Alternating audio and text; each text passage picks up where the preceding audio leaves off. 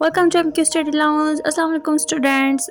आज जो अगर वीडियो आपने देख ली ना तो समझो आपका जो पाक स्टडी का पेपर 80% आप पास। ठीक है, जो हमारे पास जो टॉपिक्स हैं ये मोस्ट इंपॉर्टेंट क्वेश्चन है जो हर पेपर में आते हैं और हर ईयर में आते हैं। कौन सा ईयर नहीं है जो ये टॉपिक्स नहीं आएंगे, पाक स्टडी में हैं ये टॉपिक्स। तो इसके मैं आपको शॉर्ट नोट्स बताऊँगी। ठीक है, आपने यही करने हैं। टॉपिक्स ये कितने हैं? 1 2 3 4 5 6 7 8, ये 8 टॉपिक्स हैं।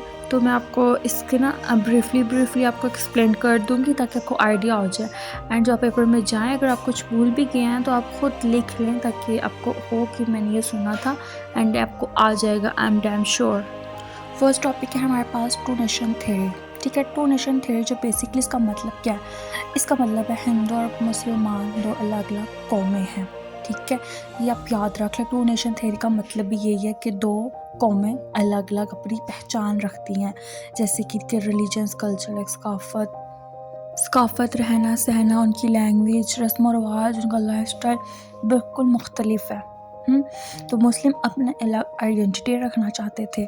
सो इस वजह से आइडेंटिटी रखना चाहते थे। इस थ्योरी को अल्लामा मोहम्मद इकबाल ने 1930 की इलाहाबाद एड्रेस में पेश किया। ये मैन पॉइंट तो याद रखना, अल्लामा इकबाल ने 1930 में इलाहाबाद एड्रेस में पेश किया था कि मुसलमानों की एक अलग आइडेंटिटी होनी चाहिए।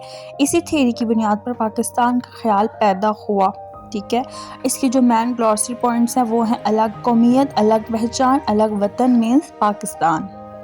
सेकेंड टॉपिक है लाहौर रेजोल्यूशन 1940, लाहौर करारदाद। ठीक है, ये भी मोस्ट इम्पॉर्टेंट टॉपिक है एंड बहुत रिपीटेड क्वेश्चन। लाहौर रेजोल्यूशन 23 मार्च 1940 को ऑल इंडिया मुस्लिम लीग के सेशन में लाहौर में पास हुई। ये ऑल इंडिया मुस्लिम लीग की ये इम्पोर्टेंट है, किसका ना वर्ड है, ये याद रखना। मैं लाहौर में पास हुआ।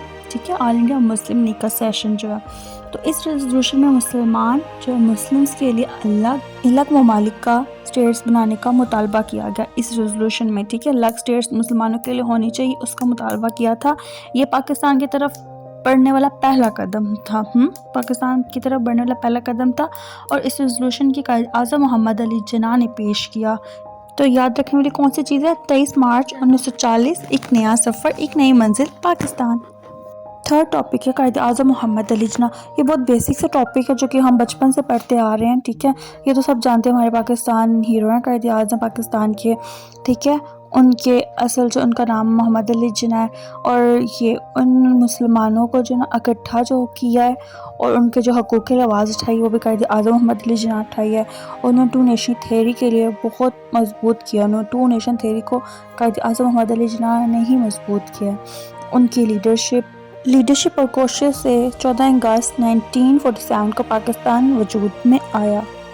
फोर्थ इम्पोर्टेंट टॉपिक है हमारे पास 1857 की जंग आज़ादी के असरात। 1857 की जंग आज़ादी के बाद मुसलमानों पर सख्त पाबंदियाँ लगाई गई। ठीक है, कि इवन कि उनकी गवर्नमेंट जॉब से भी निकाल दिया गया, उनकी तलीम और तरक्की में रास्ते उनके सब बंद कर दिए गए।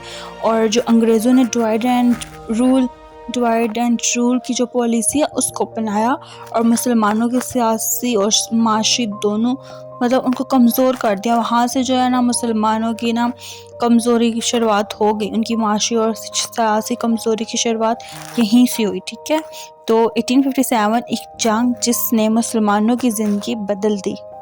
टॉपिक है पाकिस्तान आखिर क्यों बना? ये तो सिंपल सी बात है, मुसलमानों की अलग कौमियत और पहचान थी। हिंदू और मुसलमान के दरमियान रहने के माहौल नहीं था। ठीक है, मुसलमान को अपने मज़हब, कल्चर और तरीके ज़िंदगी के मुताबिक जीने का हक चाहिए था। मुस्लिम्स की सियासी, माशी और तहजीबी हकूक़ महफूज नहीं थे, इसलिए मुस्लिम ने अलग वतन का मुतालबा किया। उनको अलग वतन चाहिए था। पाकिस्तान हमारी ज़रूरत, हमारी पहचान, हमारा घर। 6 टॉपिक है इंपॉर्टेंट डेट्स।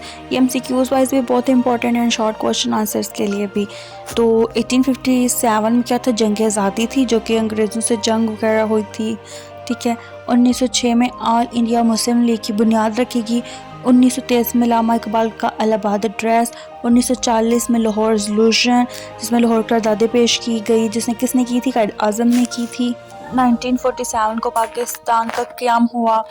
1956 को पहला कॉन्स्टिट्यूशन दिया गया, 1962 में दूसरा कॉन्स्टिट्यूशन हुआ एंड 1973 में मौजूदा कॉन्स्टिट्यूशन जो अब तक मौजूद है। ठीक है, अभी मैं आपको बताती हूँ ये कॉन्स्टिट्यूशंस 2 क्यों फेल हुए थे। तो तरीक से सीखो और मुस्तकबिल को संवारो। लास्ट और ना 7th ये टॉपिक है हमारे पास, सॉरी 8 नहीं थे, 7 टॉपिक्स थे कॉन्स्टिट्यूशंस का, आइन का, जिसको उर्दू में हम आइन बोलते हैं। ओके, ये इम्पोर्टेंट टॉपिक है जो कि आपको आएगा लाजमी लॉन्ग में। तो हम फर्स्ट जो हमारे पास आइन था वो 1956 का था, जो कि पाकिस्तान का पहला आइन था जो कि पाकिस्तान को इस्लामिक रिपब्लिक करार दिया। ठीक है, ये अभी ठीक नहीं बना था, इसलिए हमने इसको तोड़ के फिर सेकंड बनाया, क्योंकि 56 में कॉन्स्टिट्यूशन में कुछ ऐसी चीज़ें शामिल नहीं थी जो कि होना ज़रूरी थी। सो फिर हमने इसीलिए 1962 का बनाया, जिसमें इससे प्रेसिडेंट अयूब खान के दौर में बनाया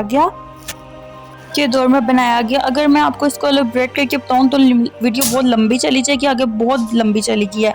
तो लास्ट जो अभी तक हमारा कॉन्स्टिट्यूशन चल रहा है वो है 1973 का। इस पर पाकिस्तान का जो आइन है वो 1973 का है, इसमें पार्लियामेंट्री सिस्टम है, ये आइन आज भी लागू होता है। ठीक है, जो फर्स्ट वाला कॉन्स्टिट्यूशन था वो पार्लियामेंट्री था। आइन जो है ये देश का एक कानूनी ढांचा होता है। सो आइन एवरी कंट्री का अपना अपना होता है। मैं आपको ना इसको और अलग से एक वीडियो बनाऊंगी सेपरेटली, इसमें कॉन्स्टिट्यूशंस का बाकायदा मैं आपको बताऊंगी। ओके, तो अभी जो आप वीडियो अच्छी लगे तो लाइक एंड सब्सक्राइब कर देना और अपने दोस्तों के साथ शेयर कर देना। तो नेक्स्ट वीडियो में इंशाल्लाह हम फिर मिलेंगे। ओके, अल्लाह हाफिज़।